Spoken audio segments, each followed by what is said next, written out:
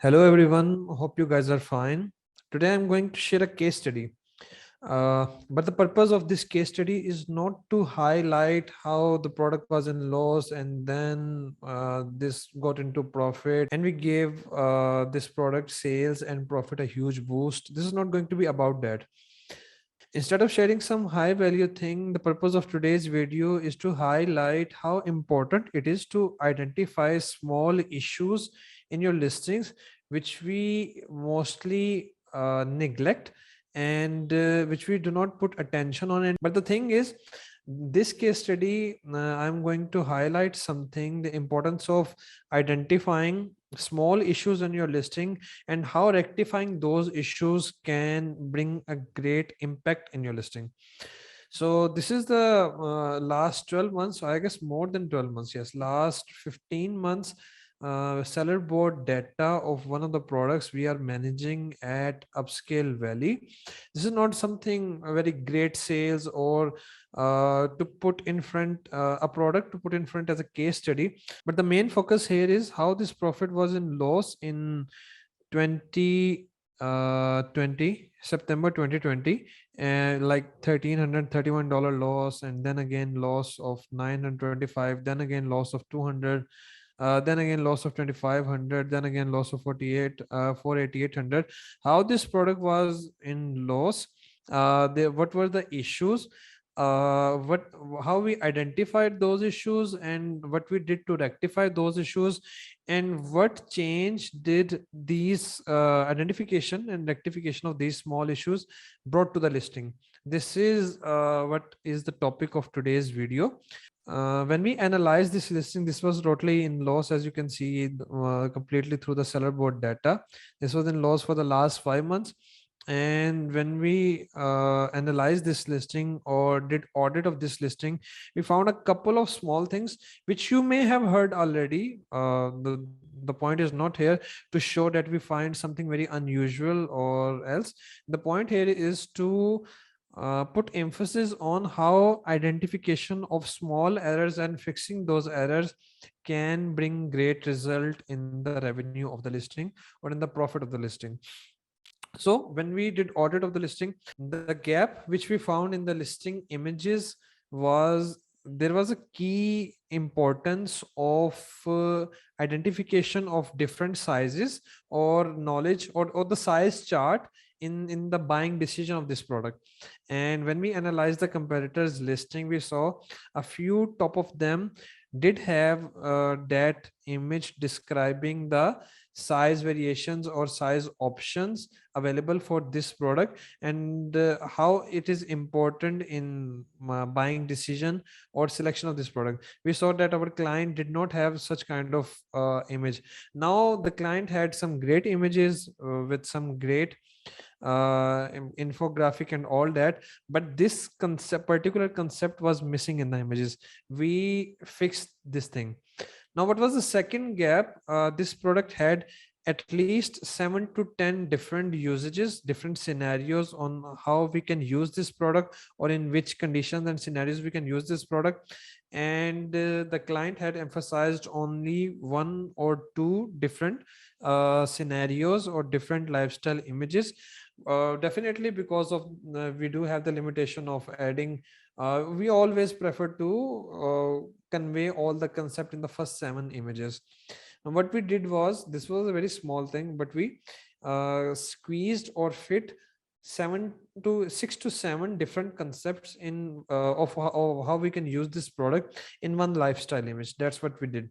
The third thing, we all know this is some kind of a very minor thing, but yes, then again the emphasis here is to show how these small changes had a great impact on the numbers. The title was not optimized. We do calculate the search volume of the relevant keywords, the total search volume of the relevant keywords, and then a common practice which we do in our agency is we do calculate the total search volume of all the keywords available in the title. Now when we calculated the search volume of those keywords in the exact match, not in the phrase form but in the exact form which the client had used in the title, the total captured search volume or the total search volume of those keywords was around 86,000 86,000. We didn't do the keyword stuffing, but put the keyword at their due space, at the due position, and also added some complementary keywords. Like, let's say if your product is garlic press, we all see frequently used word section when we do the reverse SN in the helium 10 cerebro, but we don't use those keywords. Helium 10 always shows the frequency of usage of these keywords in the search term and all that. That's a valuable data. We put those frequently used words and use the main keywords smartly, so that the total search volume of keywords in our title jumped from 86,000 to 150,000. And then again, the next thing, the PPC structure. PPC structure does matters a lot. We all know that. We all study about that. The gap in the PPC was there were many keywords in a single campaign that had poor conversion, let's say 3%, 4% conversion. And in that same campaign, there were other keywords as well that had some amazing conversion from 25% to 33%. But even after sufficient data and sufficient time duration, those poor conversion keywords were not closed. The first point. The second issue in the structure was there were many keywords, like more than 30 keywords in one single campaign. Now this does hurts the impression share or impression value of those keywords which have a lower search volume.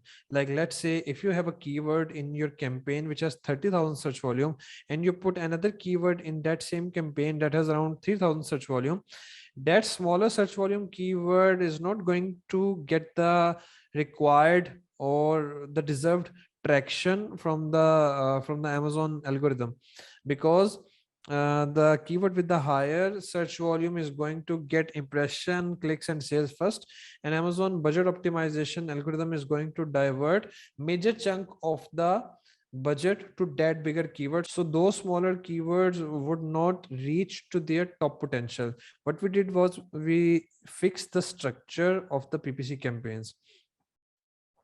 Now let's come to the fifth point. In the fifth point, what we did was there on some of the main keywords, the product was stuck on between 10th to 20th rank. And what was the reason behind that? The reason was, definitely we all know, there are 3-4 factors like relevancy, CTR, conversion, and revenue, but we all do have some kind of same stats in the relevancy and in the CTR and in the revenue, and the major factor which plays role is the listing conversion on that particular keyword. Now the images were great, the title was optimized, the product quality, price point, everything was good, but the placement percentage or the placement was not optimized for the campaigns. The product was showing great conversion on the top of search but not on the rest of search. So what we did was we optimized the placement as per the data. Adbudget has some great article on how to optimize the placement. We did that, and that boosted the conversion of keywords in those particular campaigns from 30% to around 50%. That was a huge gap. This helped us in getting those getting ranked on the top spots on those keywords, which in return brought us organic sale and more stability and more revenue. That was these are some very small tiny points, but if we accumulate or if we add up all these points, it helps a lot in improving the conversion, optimizing the profit share, and increasing the revenue and ranking of the product. The other important point regarding this is when the product got ranked on the top spots and we observed the stability for 1 month, the next thing which we did was we played with the price. Now we all what we think or what is a common perception in our mind is we do check that our price shouldn't be more than our competitors or not more than few cents than our competitors, or maybe some people think that it should be $1 less than the competitors. That's how it should be. This is the true part. There's no harm in that. But once you capture majority of the search volume of the product and you have good number of reviews and your listing has some decent traction, then one should try increasing the price point of the product. We started increasing the price, you can say 30 cents every third day, and we kept on increasing till the price of our product was $2 higher than rest of the sellers in the market. And what we observed was, what people do usually is, people increase the price and they see a dip in conversion or maybe impression for 2-3 days, and then they revert those back. As per my observation, if you stick on that price, and give the data a sufficient time, maybe 10 days, to see if the ranks or if the impression are decreased till the 10th day or not, or if those impressions or revenue or conversion has got back. In my opinion, if you wait only for 3 days, that's a very short range of data to give the decision if you want to revert the prices back or not. We should at least give it 10 days. Now for this product, the revenue or the conversion was dropped. Yes, majorly the conversion part. The conversion was dropped for the second day, third day, fourth day, but it got back to the actual place in around 10 to 14 days. And we stick to that price. And we all know that the fourth component in stabilizing the ranking of a product on a particular keyword is the revenue, relevancy, CTR, conversion, and the revenue. As because our revenue got high, I do believe this is one of the reason. As our revenue got high on the particular keywords, it helped us a lot in stabilizing our ranking. And the last part was the product was getting negative reviews, and this was a common issue in this niche. What we did was, we disabled the refurbished return item option. So Amazon does not refurbish our returned item, which Amazon sees as a potential item which can be refurbished and resell again, because that is one of the major reason of getting negative reviews. That option was enabled in the account. We disabled that option, and then we observed decrease in the returns and the negative reviews. Now all these points are very small, but when we add all these points one on top of the other, these points brought the result which is shared in, which I'm just sharing right now, and it is in front of your eyes. That after the loss of 5-6 months, doing these small improvements in the listing, improved the profit margin from the profit in numbers from 1,300 and 5,000. And then after a good streak of this revenue, we did some great sale in the Q4, and that helped in stabilizing the listing and in having a great growth. The point here was not to share the case study, but to share the learning what we did on this product with you guys, so it can help you to see and improve your listing. Hope it helps. Thank you so much.